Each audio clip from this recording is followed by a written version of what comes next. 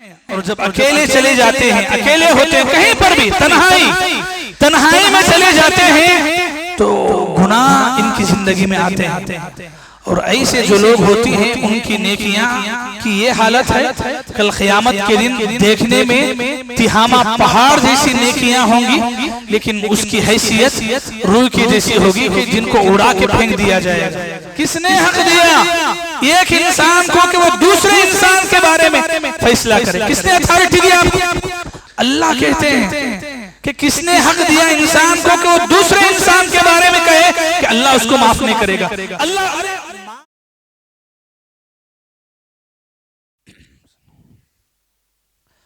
الحمدللہ نحمده ونستعینه ونستغفره ونعوذ بالله من شرور أنفسنا وسيئات أعمالنا من يهده الله فلا مضل له ومن يضلل فلا هادي له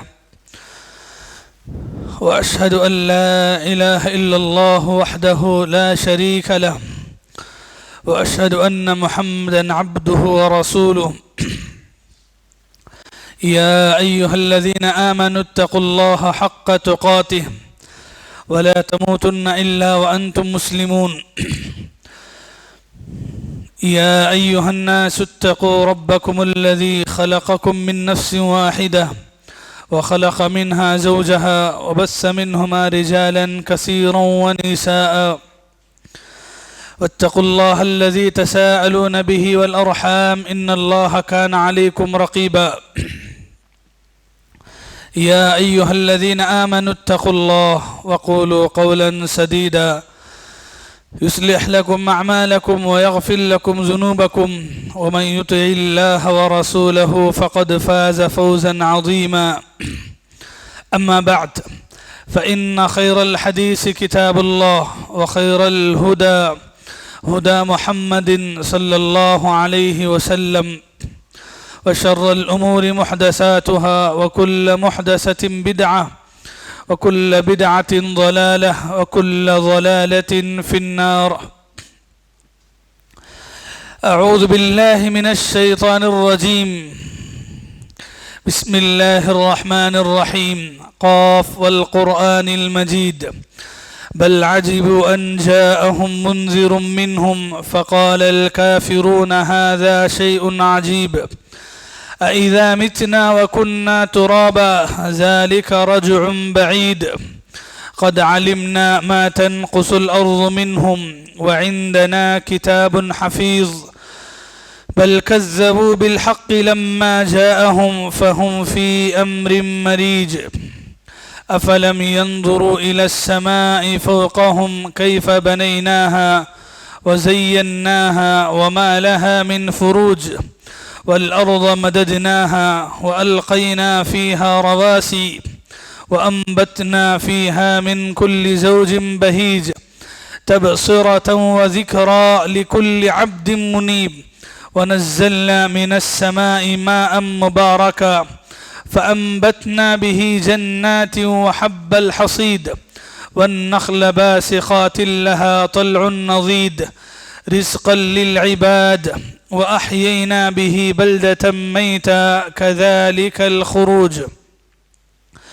وقال الله سبحانه وتعالى ما كان للمشركين أن يعمروا مساجد الله شاهدين على أنفسهم بالكفر أولئك حبطت أعمالهم وفي النار هم خالدون.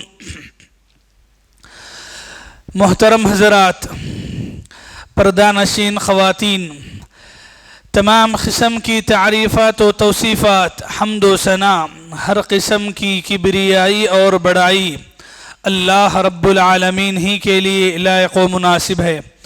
بے شمار درود و سلام نازل ہو تمام ہی پیغمبروں اور رسولوں پر، خاص کر کے میرے اور آپ کے پیارے نبی جناب محمد رسول اللہ صلی اللہ علیہ وسلم کی ذات مبارکہ پر. اللہم صلی علی محمد وعلی آل محمد وبارک وسلم. محترم حضرات، خطبہ مسنونہ کے بعد میں نے آپ کے سامنے سورہ توبہ کی ایک آیت تلاوت کی ہے. اللہ رب العالمین پر ایمان صحیح رکھتے ہوئے ایک مسلمان جو بھی نیکیاں کرتا ہے وہ نیکیاں اللہ کی نظر میں قابل قدر ہوا کرتی ہیں۔ قرآن مجید میں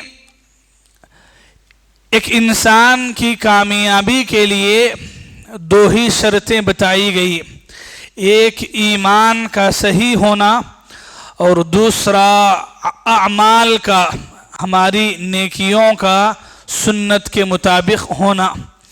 یہ دو ایسی شرطیں ہیں جس پر انسان کی کامیابی کل قیامت کے دن ہوا کرتی ہے۔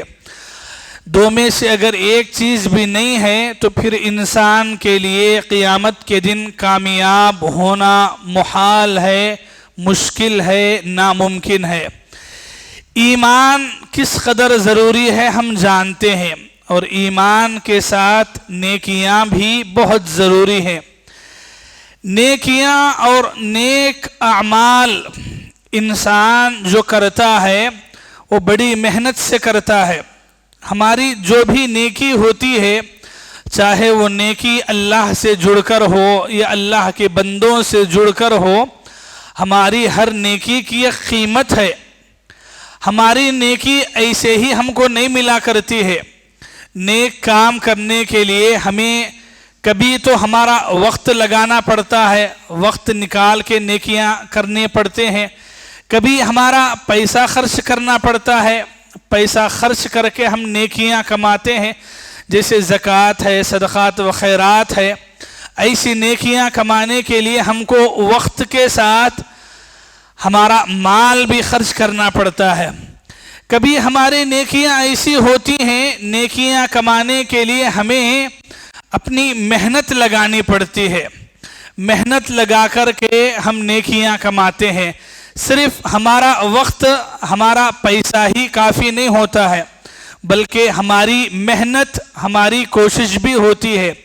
اور ایسی بہت ساری عبادتیں ہیں جس میں ہم ہماری محنت صرف کرتے ہیں، ہماری محنت لگاتے ہیں، ہماری کوششیں ہوتی ہیں، ہمارا پسینہ ہوتا ہے، تب جا کر کے ہم نیکیاں کماتے ہیں۔ دیکھیے، یہ نیکیاں کمانے کے راستے ہیں، نیکیاں کمانے کے طریقے ہیں۔ اس سے معلوم ہوا نیکی کمانا معمولی بات نہیں ہے، نیکیاں کمانا بہت بڑا کام ہے۔ نیکیاں بہت محنتوں کے بعد ملا کرتی ہیں، بہت ریاضتوں کے بعد ملا کرتی ہیں، لیکن اس کے ساتھ آپ کو ایک اور بات یہ بھی سمجھنا ہے، نیکیاں کمانا جتنا بڑا کام ہے اتنا ہی بڑا کام یہ بھی ہے کہ آپ جو نیکیاں کرتے ہیں وہ نیکیوں کو باقی رکھیں۔ اگر اور تھوڑا صاف الفاظ میں بولیں تو نیکیاں کرنے کے بعد نیکیوں کو ویسٹ ہونے نہ دے، نیکیوں کو ضائع ہونے نہ دے، اس کی ہمیں فکر ہونا چاہیے۔ دیکھیے، ہم بہت ساری عبادتیں کرتے ہیں، اور ابھی رمضان میں بہت ساری عبادتوں سے ہم فارغ ہوئے۔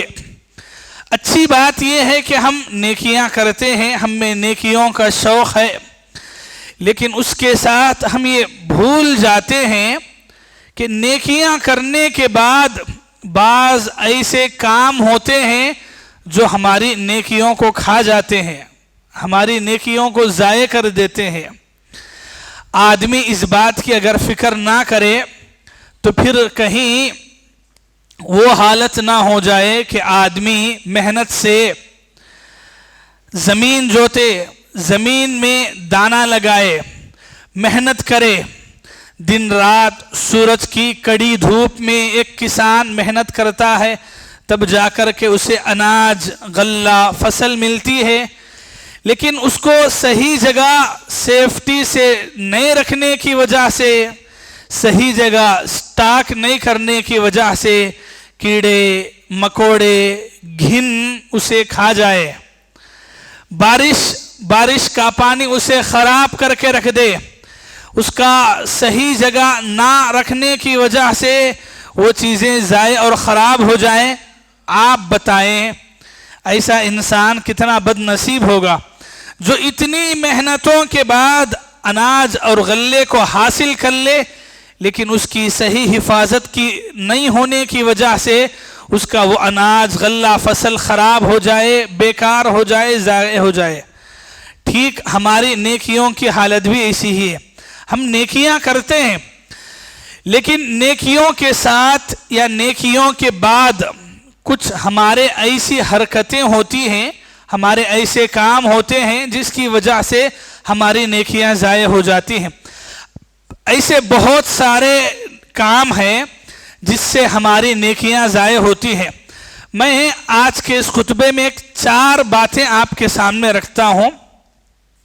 یہ 4 باتیں آپ یاد رکھیں پہلے، اور پھر یہ 4 باتیں ایسی ہیں کہ اگر آپ کی زندگی میں یہ باتیں، یہ کام آ جائیں تو پھر آپ کی نیکیاں ویسٹ ہو جائیں گی، آپ کی نیکیاں ضائع ہو جائیں گی، آپ نیکیاں کر کے بھی بے سود بے فائدہ کہلائیں گے۔ 4 میں سے پہلی بات ہے جس کو پہلے درجے پہ رکھنا چاہیے، وہ ہے شرک۔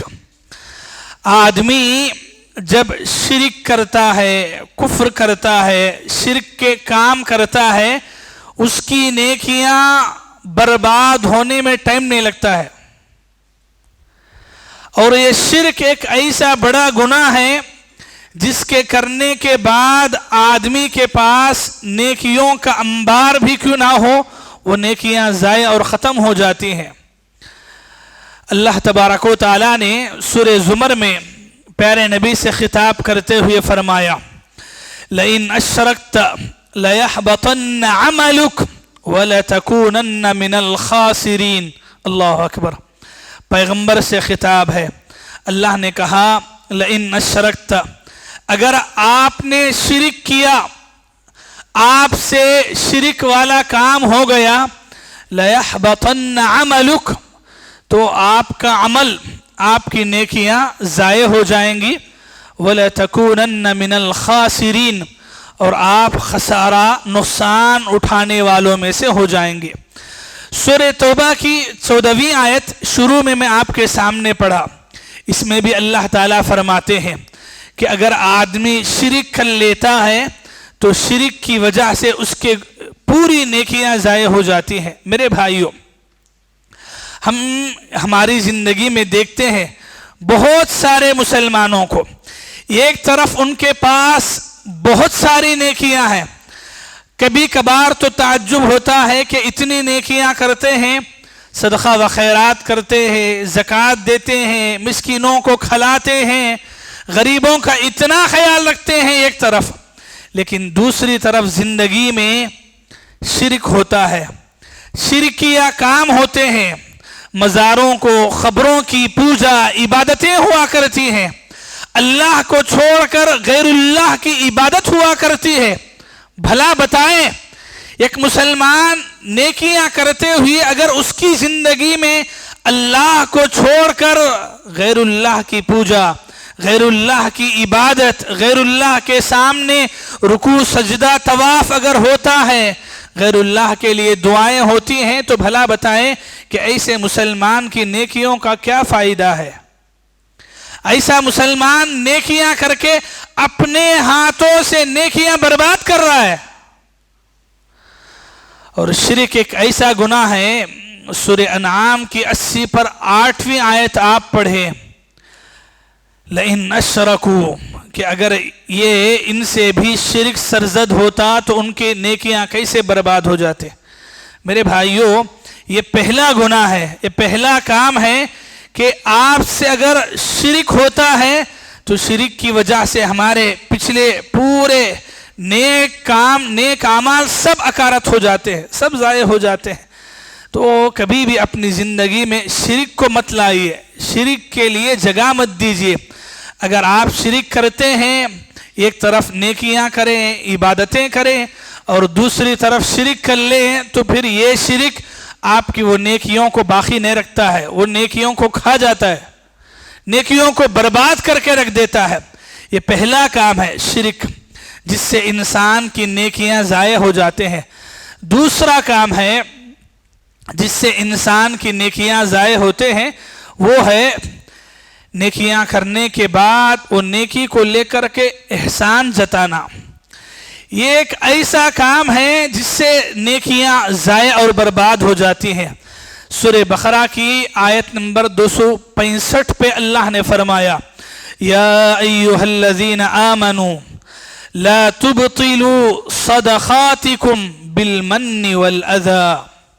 اللہ نے کہا اے وہ لوگوں جو ایمان لائے ہو، لا تبطلوا صدقاتکم، اپنے صدقہ و خیرات کو باطل نہ کرو، بیکار نہ کرو، بالمن والاذی، احسان جتا کر کے اور تکلیف دے کر کے۔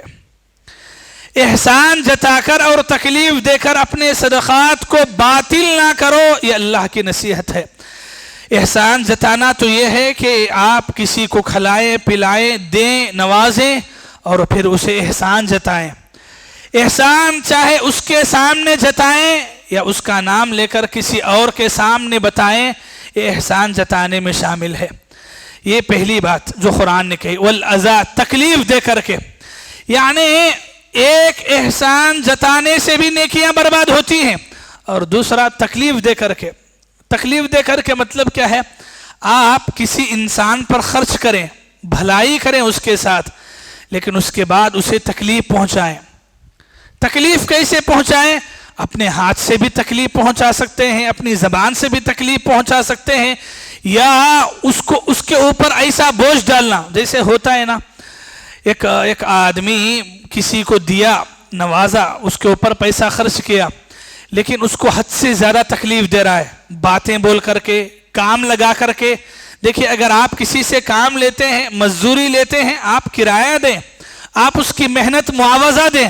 اگر معاوضہ نہیں دیتے ہیں، یہ سمجھ کر کے ہم یہ بہت تعجب والا کام دیکھتے ہیں کہ بعض لوگ جو ہے زکوٰۃ کا پیسہ غریبوں پہ خرچ کرتے ہیں اور پھر غریبوں سے اپنا پرسنل کام لگاتے ہیں، اپنے ذاتی لے کام لگاتے ہیں، آپ کے گھر کے کام لگاتے ہیں۔ کیسا ہوتا ہے؟ یعنی آپ جو زکوٰۃ کا پیسہ اس پر خرچ کیے ہیں، اس کے بعد آپ کو حق نہیں بنتا وہ زکوٰۃ کا پیسہ دینے کی وجہ سے آپ اس سے کوئی کام لیں، کوئی کام نکال لیں اپنا۔ اگر آپ کام نکال رہے ہیں نکال لیں، لیکن اس کے بدلے میں پیسہ دیں، اس کے بدلے میں اس کا کرایہ دیں۔ اب آپ اللہ کے لیے جو نیکیاں کرتے ہیں وہ نیکیاں کر کے اپنا پرسنل کام نکالنا، اپنے گھر کے کام نکالنا، یہ کیسے ہوگا؟ یہ قرآن میں اللہ نے فرمایا لا تبطلوا صدقاتکم بالمن والاذی، کہ اپنی نیکیوں کو، اپنے صدقہ و خیرات کو احسان اور تکلیف سے ضائع نہ کرو۔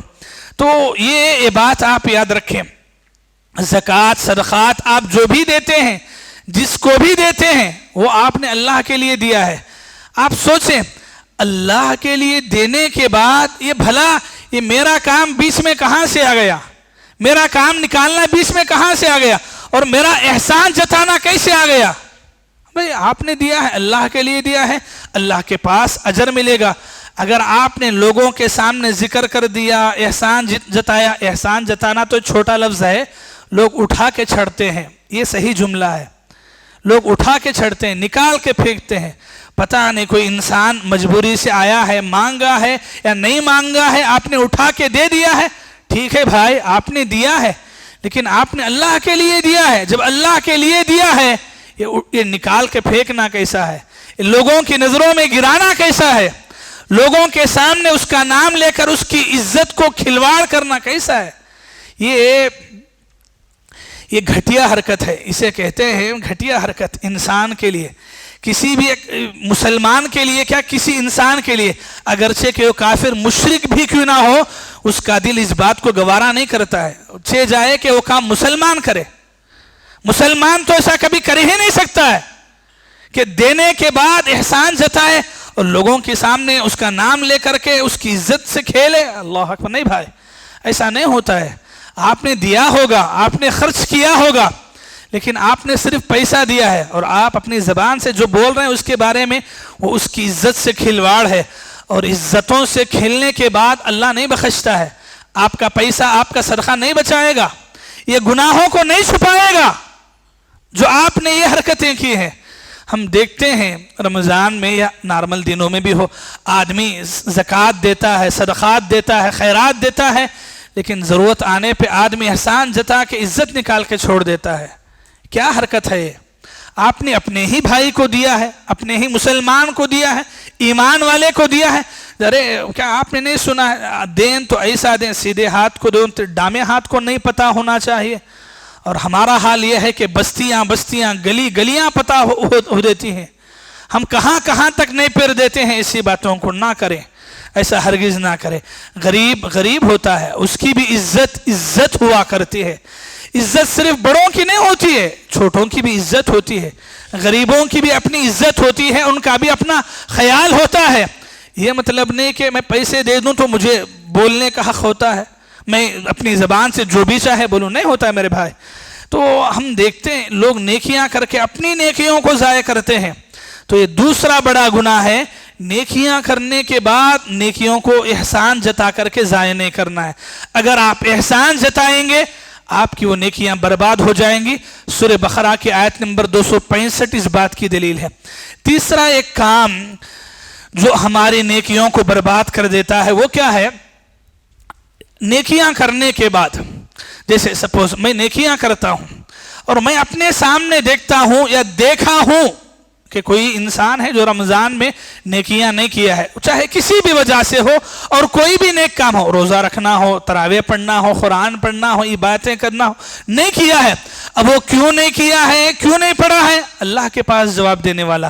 لیکن میں اپنی عبادتوں کو سامنے رکھ کر اس کو حقیر نہیں سمجھنا ہے، اس کو چھوٹا نہیں سمجھنا ہے، اس کو گنہگار نہیں سمجھنا ہے۔ سمجھ رہے ہیں؟ ہاں، ہم جو ہے ہماری اپنی عبادتوں کی وجہ سے، نیکیوں کی وجہ سے، نیک اعمال کی وجہ سے سامنے والے گنہگار کو تانے نہیں دینا ہے، اس کو گنہگار سمجھ کے یہ تو کتنا بڑا پاپی ہے گناہوں کا۔ ارے ہوتا ہے نا، آپ رمضان میں بہت کچھ کیے ہوں گے، عبادتیں کیے ہوں گے۔ بعض لوگ ایسے بھی ہوتے ہیں جو نیکیاں نہیں کرتے ہیں، سستی کرتے ہیں، غفلت برتتے ہیں۔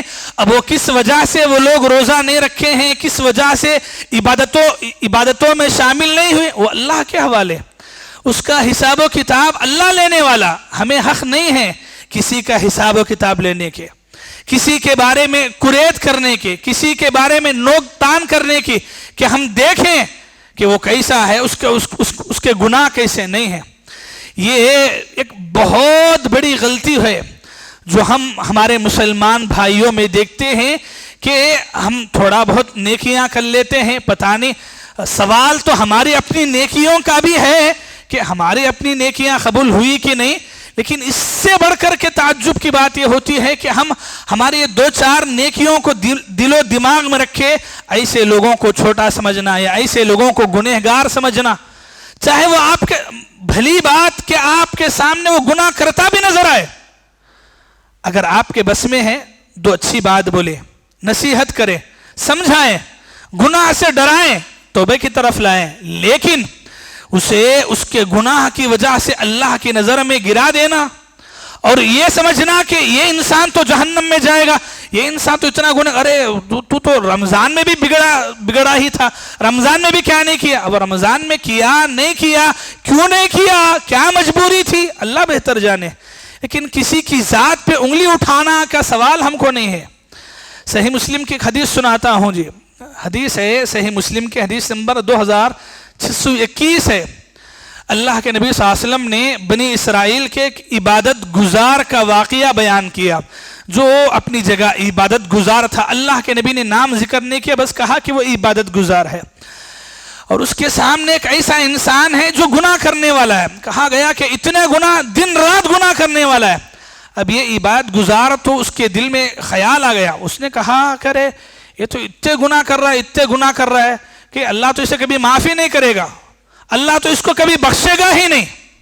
پیارے نبی یہ حدیث سناتے ہوئے کہتے ہیں اللہ تعالیٰ کو جلال آیا، حدیث قدسی ہوئی، اللہ نے کہا من ذا الذی یتألی علی علی الا اغفر لفلان۔ یہ بات سنو، ہمیشہ یاد رکھو، اللہ کے نبی نے فرمایا اللہ کہتا ہے کون ہے، کس نے حق دیا انسان کو کہ وہ دوسرے انسان کے بارے میں فیصلہ کرے کہ اللہ اسے معاف نہیں کرے گا؟ کس نے فیصلہ دیا؟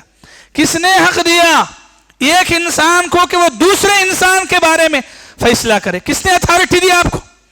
اللہ کہتے ہیں کہ کس نے حق دیا انسان کو کہ وہ دوسرے انسان کے بارے میں کہے کہ اللہ اس کو معاف نہیں کرے گا؟ اللہ، ارے معافی مغفرت یہ اللہ کا حق ہے. اللہ کسی کو معاف کریں گے نہیں کریں گے، اس کے دل میں کیا ہے، اس کا ظاہر کیا ہے، باطن کیا، اللہ بہتر جانتے ہیں. تم کون ہوتے ہو دوسروں کے بارے میں یہ بولنے والے کہ اللہ اس کو معاف نہیں کرے گا، یہ تو جائے گا مر کے جہنم میں، یہ تو جائے گا وہاں، وہ جائے گا نہیں جائے گا، تو بھیجنے والا ہوتا کون ہے؟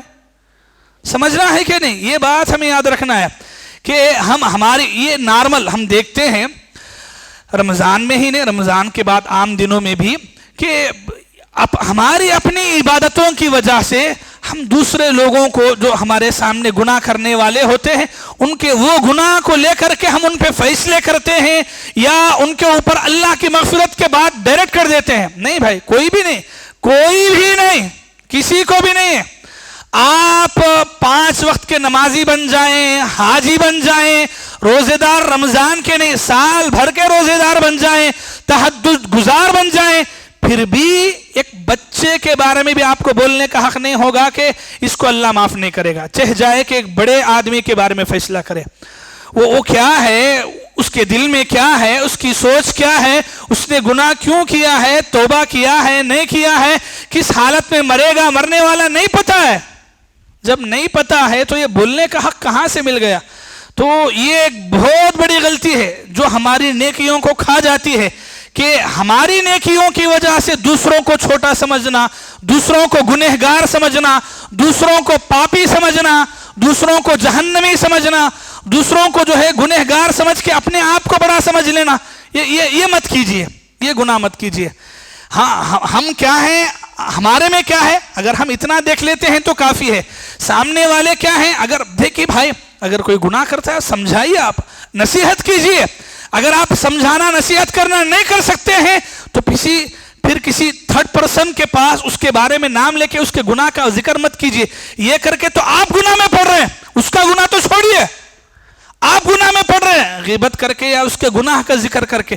اور یہ ایسا کر کے جو پیٹھ پیچھے غیبت یا کسی کے بارے میں ایسا فیصلہ ہوتا ہے، ہماری نیکیوں کو کیسے کھاتے معلوم؟ جیسا اناج کو کیڑے کھا جاتے، اس سے فاسٹ کھا جاتے ہیں ہماری نیکیوں کو، اور ہمیں مسئلہ ہی نہیں ہوتا ہے.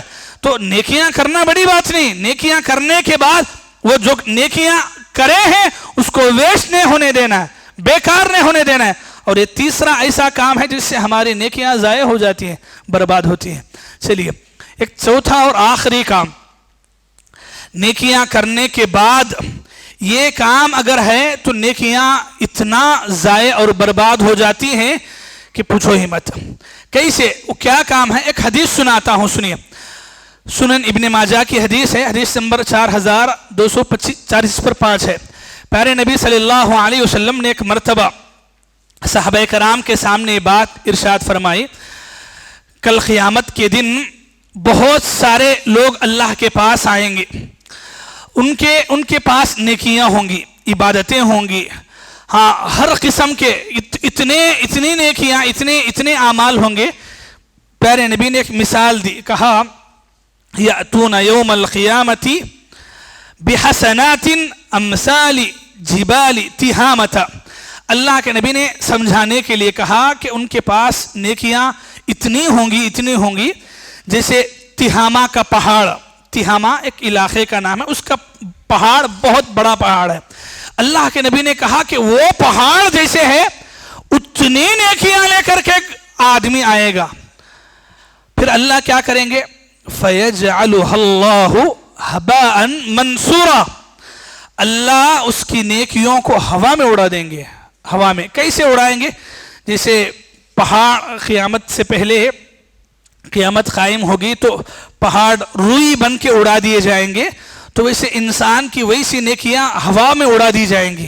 مطلب ہوا میں اڑانے کا مطلب ہے کہ دیکھنے میں نیکیاں پہاڑ جیسی ہیں لیکن اس کی وقعت، اس کی حیثیت کچھ بھی نہیں ہے، وہ بس ایسے ہی ہے جیسے آپ کوئی چیز راکھ ہوا میں اڑا دے تو ویسی ہے. جب یہ حدیث اللہ کے نبی فرماتے ہیں، صحابی جو اس حدیث کو بیان کرنے والے ہیں حضرت ثوبان رضی اللہ عنہ، اللہ کے نبی سے کہتے ہیں صفہم لنا او جلہم لنا، اے اللہ کے نبی جب آپ نے بات بتائی ہے تو یہ بھی بتائیے کہ آخر یہ کون لوگ ہوں گے، کہیں وہ کام ہم بھی کریں گے تو ہماری نیکیاں ضائع ہو جائیں گی تو ہم بچیں گے، تو بتائیے آپ یہ کون لوگ ہوں گے۔ پیارے نبی صلی اللہ علیہ وسلم نے ایک بہت بڑی بات بتائی، اور یہ بات یہ آج کے میرے اس خطبے کا خلاصہ نچوڑ ہے کہ ہم جو نیکیاں کیے ہیں رمضان میں یا اپنی زندگی میں، وہ نیکیاں ہماری کیسے برباد ہوتی ہیں، نیکیاں کرنے کے بعد بھی ہم لیس ہوتے ہیں اللہ کے پاس۔ اللہ کے نبی نے فرمایا یہ وہ لوگ ہوں گے اذا خلو بمحارم اللہ انتہکوہا، کہ یہ وہ لوگ ہیں جب یہ تنہا ہوتے ہیں، تنہائی میں ہوتے ہیں، کوئی انہیں دیکھنے والا نہیں ہوتا ہے تو یہ گناہ کرنے لگتے ہیں۔ اکیلے میں پرسنل میں ہوتے ہیں تو گناہ کرنے لگتے ہیں، لوگوں کے سامنے اچھے ہیں، بس سب ٹھیک ہے، لیکن جب اکیلے میں ہوتے ہیں تو گناہ کرتے ہیں۔ لوگوں کی نظروں میں نیک ہیں، پاک دامن ہیں، اور جب اکیلے چلے جاتے ہیں، اکیلے ہوتے ہیں، کہیں پر بھی تنہائی میں چلے جاتے ہیں تو گناہ ان کی زندگی میں آتے ہیں۔ اور ایسے جو لوگ ہوتی ہیں ان کی نیکیاں کی یہ حالت ہے، کل قیامت کے دن دیکھنے میں تہامہ پہاڑ جیسی نیکیاں ہوں گی، لیکن اس کی حیثیت روئی کی جیسی ہوگی کہ جن کو اڑا کے پھینک دیا جائے گا۔ انسان اللہ کے پاس پہنچے گا، وہ یہ سمجھے گا کہ دنیا میں نے تو روزے رکھے ہیں، نماز پڑھی ہے، قرآن پڑھی ہے، صدقہ دیا ہے، عبادتیں کی ہیں، لیکن اللہ کے پاس اس کی نیکیاں دکھنے میں ہی نظر نہیں آئیں گی، کہیں نہیں آئیں گے۔ میرے بھائیوں، یہ ایک بات ایسی ہے نا کہ آپ ایک بات کو لے کر کے سوچیں کہ ہماری زندگی میں یہ جو گناہ ہے، یہ گناہ بہت بھیانک گناہ بہت باریکی سے گھس گیا ہے، اتنا باریکی سے گھس گیا ہے ہمیں اس کا احساس بھی نہیں ہے۔ ہر ایک کے لیے تنہائی ہو اور تنہائی میں گناہ، یہ انسان کی نیکیوں کو کھا جانے والا، ایک مار میں پوری نیکیاں۔ اور یہ نیکیاں پہلے ایک وقت تھا جب یہ گناہ کے بارے میں سوچ نہیں سکتے تھے ہم۔ آج جب زمانے کا فیوچرز اتنے آگے ہو گئے ہیں، لوگوں کے اپنے گھروں میں بھی جوائنٹ فیملیز ہوا کرتے تھے، جہاں ایک ساتھ رہا کرتے تھے، ایک ساتھ بیٹھا کرتے تھے، کھایا کرتے تھے، راتوں کے اوقات بھی تقریباً گزارا کرتے تھے۔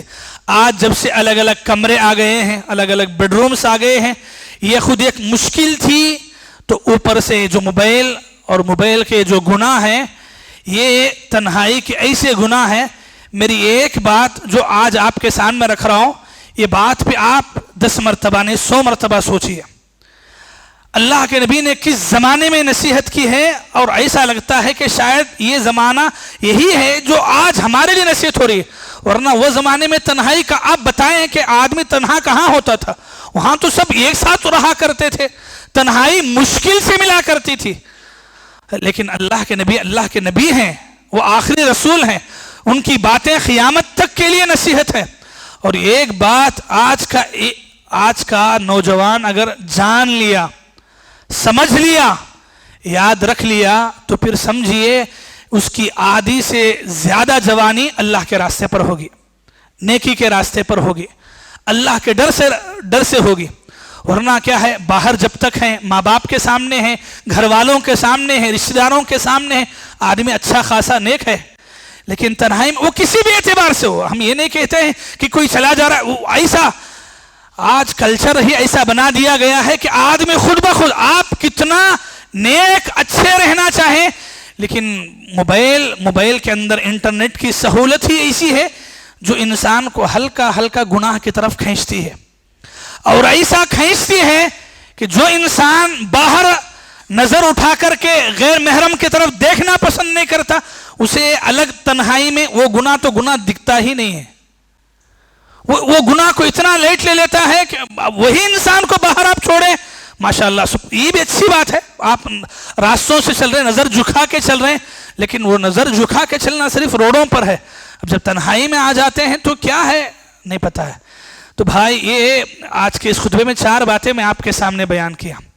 हमारी नेकियों को, हमारी इबादतों को, हमारे नेक कामों को ज़ाये बर्बाद करने वाले ये 4 काम हैं, और 4 में से जो आखिरी है ये गोया के खुलासा है हमारी नेकियों को समझने का, बाकी रखने का। वरना आप एक तरफ नेकियां कर लें, नेकियां जमा कर लें, और दूसरे तरफ ऐसे गुनाहों की वजह से जाने अनजाने में हमारी नेकियां कहीं बर्बाद ना हो जाएं। बहुत सोचना है मेरे भाई, मेरे मुसलमान भाई, मेरे मुसलमान नौजवान भाई, बहुत सोचना है। अगर आप इस बारे में कामयाब हो गए तो इंशाअल्लाह आगे के बहुत सारे मराहिल में आप आसानी से काम हो सकते हैं। तो तन्हाई के गुनाह, इंसान जब अकेला हो, कोई देखने वाला ना हो, फिर इंसान ऐसी जगह, ऐसे मौके पर अपने आप पे कंट्रोल कर लिया, सुभान अल्लाह। वो इंसान के तक़वे का क्या कहना, वो नौजवान की इबादतों का क्या कहना, उसका मकाम व मर्तबा अल्लाह के सामने क्या होगा, उसका क्या कहना। अगर एक नौजवान इतना काम अगर कर लेता है, इतना काम अगर आप कर लेंगे, सीख लेंगे, तो फिर आप खुद अपनी ज़िंदगी में इंशाअल्लाह इसके बहुत सारे असरात भी देखेंगे, और ख़ास करके हमारी नेकियां बाकी भी रहेंगी। वरना ऐसे कामों की वजह से हमारी नेकियां ज़ाये बर्बाद और वेस्ट हो जाती हैं। और आखिर में ये बात भी आप याद रखें, रमज़ान के इख्तिताम के बाद हमारे पास शव्वाल के 6 रोज़ों की इबादत बाकी रहती है। शव्वाल के 6 रोज़े रखना ना भूलें। इबादतों को बाकी रखने का एक सिलसिला ये भी है कि आप, अल्लाह का शुक्र है कि सिर्फ 6 रोज़े हैं।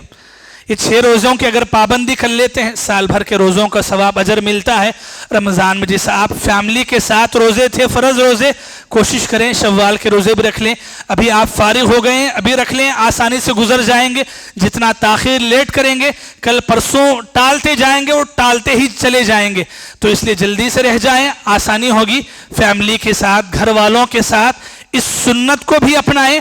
जो इबादतें आप रमज़ान में किए हैं, पूरे तौर पर वो इबादतें ना सही, कम से कम इबादतों की थोड़ा शक्ल बदला दीजिए।